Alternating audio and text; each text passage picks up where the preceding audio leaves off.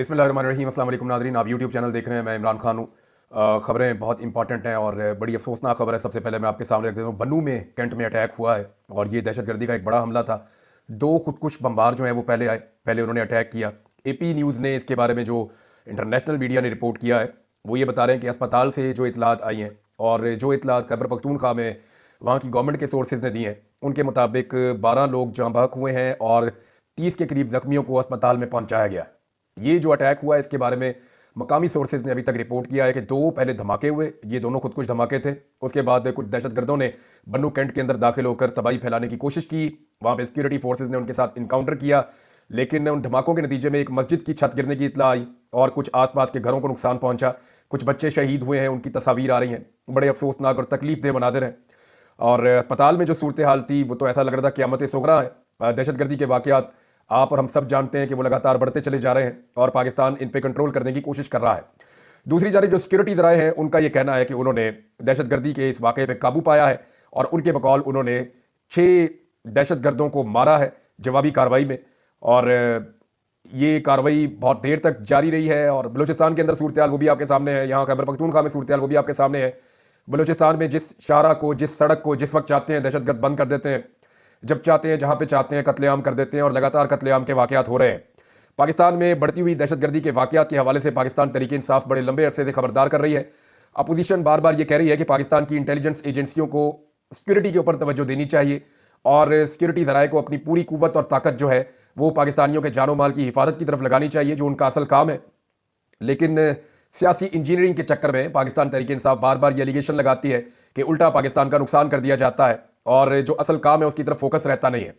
देखिए, एजेंसियों ने बहुत सारे काम पाकिस्तान में बड़ी कामयाबी से किए हैं। यानी अगर एजेंसियां काम करें तो ये रिजीम चेंज ऑपरेशन कर सकती हैं। एजेंसियां अगर चाहें तो मुल्क में सियासी जमातों को तोड़ सकती हैं, एक वज़ीर आज़म को घर भेज सकती हैं, दूसरे शख्स को वज़ीर आज़म बना सकती हैं। अदलिया को एजेंसियों ने पाकिस्तान में हाल ही में मगलूब किया है। मीडिया को मुकम्मल तौर पर कंट्रोल किया गया है। अगर पार्लिमान को रबड़ स्टैंप बनाया जा सकता है, मुखालिफ आवाज़ों को कुचला जा सकता है, तो फिर दहशतगर्दी क्यों खत्म नहीं की जा सकती? एक बड़ा सवाल है। और ये वो दहशतगर्दी है जो काफ़ी हद तक खत्म हो गई थी। पाकिस्तान ने बेशुमार बड़े बड़े ऑपरेशन किए हैं, ऑपरेशन राह निजात, ऑपरेशन राह रात, ऑपरेशन ज़रब-ए-अज़्म और बहुत सारे ऑपरेशन किए हैं। ये परवेज़ मुशर्रफ साहब के दौर से शुरू हैं और फिर ये 2018 के बाद तक जारी रहे हैं। बिलाखिर 20 साल की लड़ाई के बाद पाकिस्तान ने अमन हासिल कर लिया था, लेकिन ये अमन व अमान को एकदम नजर खा गई। पाकिस्तान तहरीक इंसाफ ने इस हवाले से एक वीडियो जारी की है और वो जो वीडियो जारी की है वो एक डॉक्यूमेंट्री है। ज़्यादातर उसमें मुराद सईद की वो वार्निंग्स हैं जिसमें वो बता रहे हैं कि दहशतगर्द पाकिस्तान में आ रहे हैं, दहशतगर्दी लगातार पाकिस्तान में आ रही है। और मुराद सईद बार बार ये दावा करते हैं कि ये जो दहशतगर्दी पाकिस्तान में आ रही है ये बाई डिज़ाइन लाई जा रही है। अगर इस डॉक्यूमेंट्री को आप गौर से सुने तो इसमें मुराद सईद बार बार बता रहा है कि दहशतगर्दी बाई डिज़ाइन पाकिस्तान में लाई जा रही है। इसका नुकसान होगा पाकिस्तान को, हमें ईंधन ना बनाया जाए किसी नई जंग का, डॉलरों के लिए हमारा खून ना बहाया जाए। ये जून, जुलाई और अगस्त, ये वो 3 बड़े इंपॉर्टेंट महीने थे जब दहशतगर्द पाकिस्तान में आ रहे थे। उस वक्त इस डॉक्यूमेंट्री में दिखाया गया कि राणा सनाउल्लाह साहब और जो मौजूदा हुकूमत है, जो PDM की उस वक्त की सरकार थी, आज भी वही हुकूमत में है, वो डिनाइल में थे। वो ये कह रहे थे कोई दहशतगर्द पाकिस्तान में नहीं आ रहे, किसी दहशतगर्द को पाकिस्तान में नहीं लाया जा रहा। ये जो फार्मूला था ये जनरल बाजवा का फार्मूला था। अफगानिस्तान के अंदर जब हुकूमत तब्दील हो गई और तालिबान ने अपनी अबूरी हुकूमत बनाई तो उसके बाद जनरल बाजवा का एक डिज़ाइन था कि जो TTP के लोग हैं उन्हें पाकिस्तान में वापस लाया जाए। इस पर इमरान खान साहब की पार्टी में और हुकूमत के अंदर लोगों ने सख्त मुखालफत की थी और यह कहा गया था कि इस पर हम बाकायदा डिस्कशन करेंगे, पार्लियामेंट में ये चीज़ें तय होंगी, उसके बाद ब्रीफिंग्स होंगी और फिर हम इसके ऊपर कोई फैसला करेंगे। लेकिन इस बीच में इमरान खान साहब की हुकूमत गिरा दी गई और फिर बड़ी तेज़ी से TTP के लोग पाकिस्तान में आना शुरू हो गए। अब ये मलबा डाला जाता है, चाहे वो DGI SPR स्टेटमेंट दें या बाकी लोग दें, वो पाकिस्तान तहरीक इंसाफ पे ये मलबा डालते हैं। हालांकि ये काम जनरल बाजवा ने किया था और उस वक्त इस काम का जो सबसे बड़ा क्रिटिक था वो मुराद सईद था। मुराद सईद आज भी चला रहा है, आज भी बोल रहा है कि बाई डिज़ाइन पाकिस्तान में दहशतगर्दी लाई जा रही है, इस दहशतगर्दी को पाकिस्तान में लाने से रोका जाए। और वो ये समझते हैं मुराद सईद कि ये कुछ ऐसी चीज़ें हो रही हैं जिनके नतीजे में पाकिस्तान में सिविल स्ट्रक्चर को नुकसान होगा और इसके नतीजे में पाकिस्तान एक नई जंग में झोंक दिया जाएगा। आम पाकिस्तानियों को और पश्तूनों को इसका नुकसान होगा, बलूचिस्तान में और खैबर पख्तूनख्वा में खून बहेगा और एक नई जंग शुरू कर दी जाएगी जिसको वो डॉलरी जंग का नाम देते हैं कि जनाब ये डॉलरों के लिए एक नई जंग होने जा रही है। अब देखिए ना, अगर मुखालिफ आवाज़ों को कुचला जा सकता है पाकिस्तान में तो फिर दहशतगर्दी क्यों नहीं रोकी जा सकती? यानी जो मुखालिफ आवाज़ें हैं वो आर्गूमेंट के साथ आती हैं, आइन की बात करती हैं, कानून की बात करती हैं, तो उनको पकड़ा जाता है, कुचला जाता है, बड़े आराम से वो काबू आ जाते हैं। लेकिन जो लोग बंदूक और बारूद की बात करते हैं वो काबू क्यों नहीं आ रहे? एक्चुअली तो पाकिस्तान की रियासत की या रियासती इदारों की जिम्मेदारी ये है कि वो लोगों के अमन व अमान के लिए उनकी हिफाजत करें। लेकिन जब सारी तवज्जो जो है वो एक सियासी जमात को कुचलने पे है, इदारों को और पूरे निज़ाम को मगलूब करने पे है, तो फिर इस तरह के वाकयात जो है वो पाकिस्तान को लगातार नुकसान पहुंचाएंगे। और एक चीज़ और याद रखिएगा, ये पढ़ी लिखी बात है, मैंने दहशतगर्दी की पूरी जंग कवर की है, मैं कई दफ़ा मरते मरते भी बचा हूं, और मैंने इस जंग में ये हालात आ गए थे कि बाकायदा मुझे लाइव थ्रेट्स थे, और मुझे पाकिस्तान की इंटेलिजेंस एजेंसीज ने कहा कि टॉप 3-4 जो सहाफ़ी हैं जिनके ऊपर अटैक हो सकता है उनमें एक आप भी हैं। और उसके बाद मुझे काफ़ी प्रिकॉशंस लेने पड़े, सिक्योरिटी का बंदोबस्त करना पड़ा, बल्कि मुझे गवर्नमेंट ने सिक्योरिटी जो है वो ऑफर की थी और मैंने इनकार कर दिया था, जी मैं गवर्नमेंट से सिक्योरिटी नहीं लेना चाहता, मैं अपनी सिक्योरिटी का खर्चा खुद उठा सकता हूँ, लिहाजा मुझे सिर्फ फैसिलिटेट करें, आप मुझे लाइसेंस वगैरह दें, मुझे परमिट्स वगैरह दें, तो मैं अपनी सिक्योरिटी का खुद बंदोबस्त कर लूँगा, मैं गवर्नमेंट पर बोझ नहीं बनना चाहता। तो मैंने अपनी सिक्योरिटी का बंदोबस्त भी जितना हो सकता है, बाकी अल्लाह रब्बुल इज़्ज़त हिफाजत फरमाने वाले हैं, वो हिफाजत फरमाते हैं, तो काफ़ी अर्सा इन चीज़ों को फेस किया मैंने। तो मैंने क्योंकि ये जंग कवर की थी, इसमें जो रियासत होती है या रियासती इदारे होते हैं, उनके पास जो सबसे बड़ी ताकत होती है इस जंग को जीतने के लिए, वो अवाम का एतमाद और सपोर्ट होती है। जब अवाम पीछे खड़ी हो जाती है ना, या साथ शाना बशाना खड़ी हो जाती है, तो फिर जितना मर्जी बड़ा खतरा हो, उस खतरे से सिक्योरिटी फोर्सेज निपट लेती हैं। लेकिन यहां पे क्योंकि एक सियासी मुखालफत पैदा हो गई है पाकिस्तान की एस्टेब्लिशमेंट में और पाकिस्तान की अवाम में, तो उसका फायदा पाकिस्तान के दुश्मन उठा रहे हैं और लगातार उठा रहे हैं। मुराद सईद साहब ने इसके बारे में एक स्टेटमेंट जारी किया है, और ये वही स्टेटमेंट है जैसे स्टेटमेंट वो पहले भी जारी करते रहे हैं, लेकिन इमरान खान साहब का स्टेटमेंट यहां पे बहुत इंपॉर्टेंट है। इमरान खान साहब से वकला ने मुलाकात की है और बाकी लोग भी मिले हैं, उनकी फैमिली के लोग भी मिले हैं जेल में। तो इमरान खान साहब ने कहा कि जामिया हकानिया अकोरा खटक में धमाके के नतीजे में मौलाना हामिदुल हक समेत साथियों की अफसोसनाक शहादत की मैं पुरजोर मजम्मत करता हूँ। अल्लाह पाक शोहदा के दर्जात को बुलंद करे और लवाहिकीन को सब्र जमील अता फरमाए, आमीन। पाकिस्तान में रजीम चेंज के बाद से दहशतगर्दी का नासूर मुकम्मल तौर पर बेकाबू हो चुका है।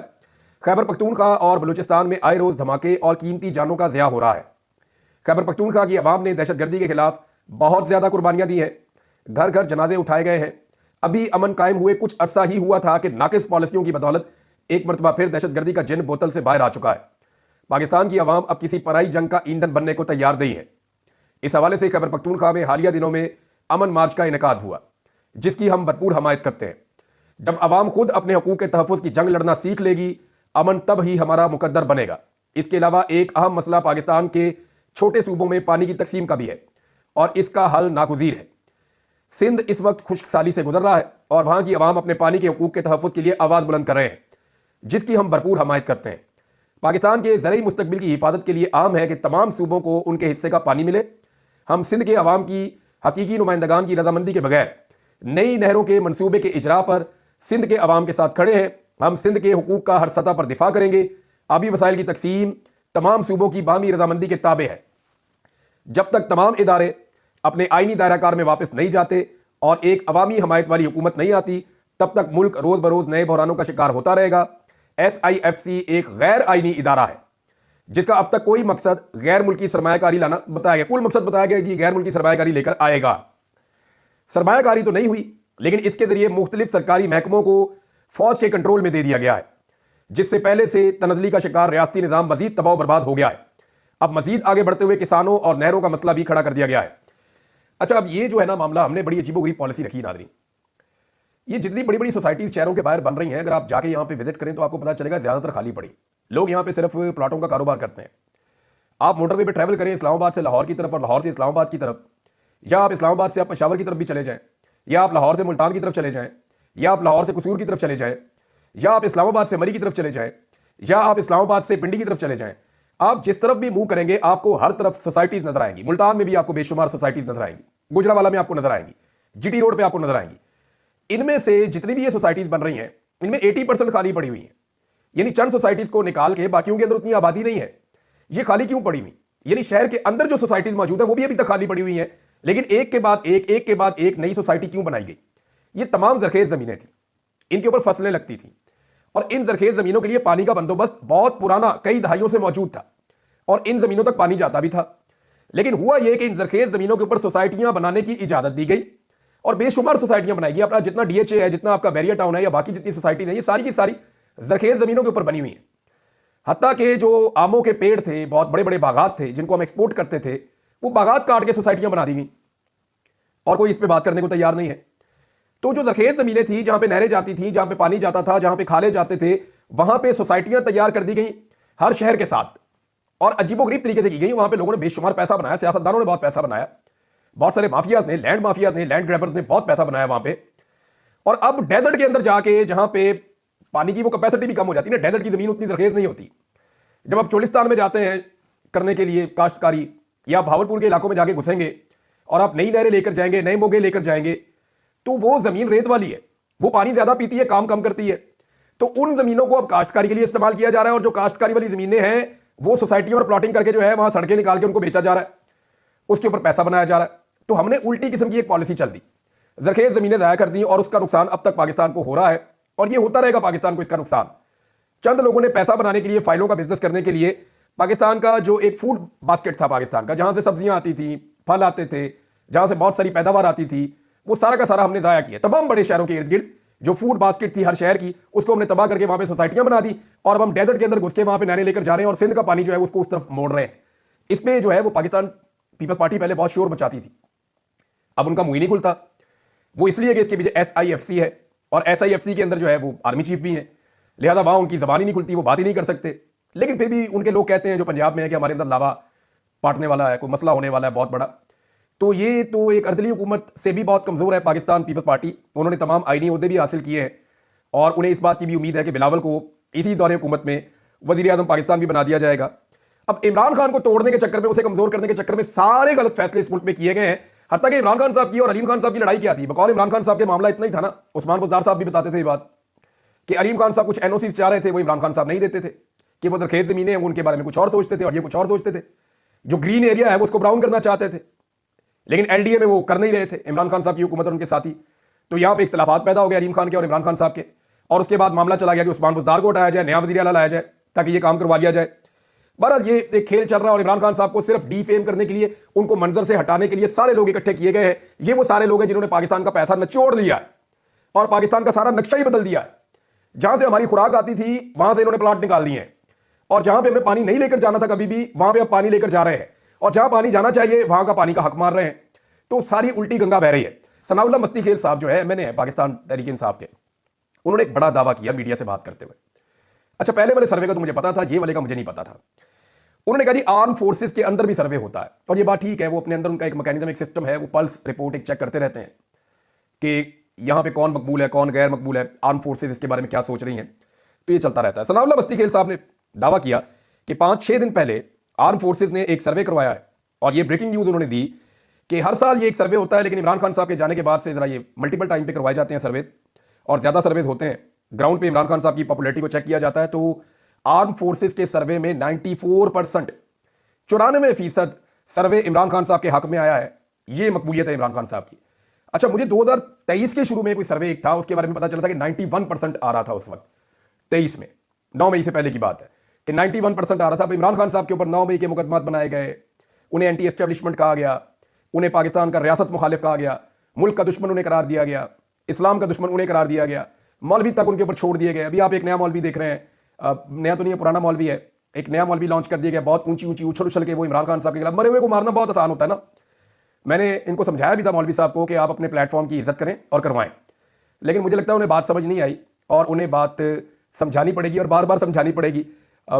यानी कई लोग ढीठ होते हैं, बहुत अजीब होते हैं, और ये ऊंची बोलने से और बढ़ के मारने से कोई मुतासिर नहीं होता, कोई मुतासिर नहीं होता, कोई फर्क नहीं पड़ता बड़कों की। आवाज़ मेरी बहुत ऊंची है, जज्बात मेरे भी बहुत ज़्यादा है, बहुत ज़्यादा ऊंचा बोल सकता हूँ, ये सोच भी नहीं सकते मौलवी जिन्हें लॉन्च किया जाता है, सोच भी नहीं सकते। और मरे हुए को मारना बहुत आसान होता है। तो करके देख लो, मैं लिखूंगा 2-4 दिन में, जब टाइम होगा तो जवाब दूंगा कि जनाब अली जो चीज़ें आपने कही हैं उनकी हकीकत क्या है। इंजीनियर साहब के लिए एक चीज़ छोड़ जाता हूँ। इंजीनियर साहब, आपके आसपास बहुत सारी किताबें पढ़ी हुई हैं, इनमें कुरान पाक भी है, इसमें अहादीस की कुतब भी हैं। आप किसी एक किताब पे हाथ रख के बताएं कि आपने मुझे फ़ोन करके इमरान खान साहब जब वज़ीर आज़म थे उनसे मिलने के लिए ख्वाहिश का जो इजहार किया था वो किन अल्फाज में किया था। आप तो कहते हैं ना कि आप इमरान खान से मुतनफ़र हुए 2014 में, जब वो एस्टेब्लिशमेंट के साथ मिल गए और उन्होंने जाकर धरना दे दिया। आप सिर्फ ये बता दें कि जब 2018 में वज़ीर आज़म पाकिस्तान बने तो 2020 के आसपास, 21 के आसपास आप इमरान खान साहब से मिलने के लिए बहुत बेताब थे, और आपने बड़ी कोशिश की इमरान खान साहब से मुलाकात करने के लिए, और आपने कई लोगों से रब्ते भी करवाए। फिर आपने मेरे से रब्ता किया, मेरा जवाब मैं आपको बता दूंगा मैंने आपको क्या दिया था, और आप इमरान खान साहब से क्यों मिलना चाहते थे, और उसके लिए आप किस किस्म की लिसियां लगा रहे थे, और आप क्या बात ऐसी कर रहे थे। देखिए, मुझे एग्जैक्टली पता है कि आपको बुग़्ज़ क्या है इमरान खान पे, मुझे एग्जैक्टली पता है कि आपको इमरान खान पे गुस्सा क्या है, मैं जानता हूं। मैं आपकी इज्जत रखना चाह रहा हूं, आपको पंगे लेने का शौक है, तो अगर आपको इतना ही शौक है पंगे लेने का, तो भाईजान जिन्होंने आपको लॉन्च किया ना, जो आपको इस वक्त डील कर रहे हैं, जो आपको इस वक्त चाबी भर रहे हैं, वो मेरा कुछ नहीं बिगाड़ सके। क्योंकि मेरे रब ने मुझे ये तौफीक दी कि उसने मेरे सामने सच्चाई खोली है। तो मेरे रब ने मेरी आंखें खोली हैं और मैंने खुलकर सच को बोला है और आइंदा भी इंशाल्लाह बोलता रहूंगा। तो मरे हुए को मारना तो बहुत आसान होता है, आई बैठ के फैज़ हमीद को 4 गालियां दे देना, ये कौन सी बात है? फैज़ हमीद क्या बेचता है? अब वो गिरफ्तार हो गया, कोई भी उसको गाली दे सकता है। नदीम अंजुम का नाम लीजिए, मौजूदा DGI का नाम लीजिए, जनरल आसिम मुनीर साहब का बताइए कि वो क्या कारनामा कर रहे हैं, किस तरह मुल्क को चला रहे हैं, बताएं ना उनके बारे में। जनरल फैज़ हमीद के गुनाह तो इतने से थे, बहुत छोटे से थे। अब जो फस्तायत, जुल्म और जबर हो रहा है, ये तो बहुत बड़ा है। क्या जनरल फैज़ हमीद ने कितनी औरतें उठाई थी पॉलिटिकल पार्टीज की? मुझे बताएं ना। कितने घरों की चादर और 4 दीवारी का तकद्दुस पामाल किया था? मैं उसका केस नहीं लड़ रहा, मेरी तरफ से भाड़ में जाए वो भी। लेकिन मामला ये है कि आप ये बताएं कि क्या ये गुनाह बड़े नहीं है जो आप बोल रहे हैं? बहरहाल मैं किधर मौलवी के चक्कर में पड़ गया, इनको मैं जवाब दूंगा तसल्ली के साथ। इन्होंने कुछ ऐसी चीजें बोली हैं, कुछ ऐसे हकायक इन्होंने मसक किए हैं, कुछ ऐसे झूठ इन्होंने बोले हैं जिसके बाद मेरे दिल से ये उतर गए। और दूसरी बात यह है कि मैं आपको सुनता था, मैंने कभी नहीं कहा कि मैं आपका शागिर्द हूं। मैं आपको भी सुनता था और 1 दर्जन और उलमा इकराम है उनको भी सुनता था, और इस तरह तो फिर मैं सारों का शागिर्द हो गया। यानी मैं जिसका भी वीलॉग सुनूंगा, मैंने अब तक मेरे ख्याल में 300-400 मौलवियों के वीलॉग सुने हैं, तो मैं सबका ही शागिर्द हो गया। फिर इसका मतलब है मेरे तो उस्ताद ही खत्म नहीं होंगे। तो मैंने सबसे कुछ ना कुछ अच्छा सीखा, और जिन दिनों में मैं दीन की तरफ रागिब हो रहा था उन दिनों में मैं आपको भी सुनता था, इसलिए मैं आपकी बड़ी इज्जत करता हूं।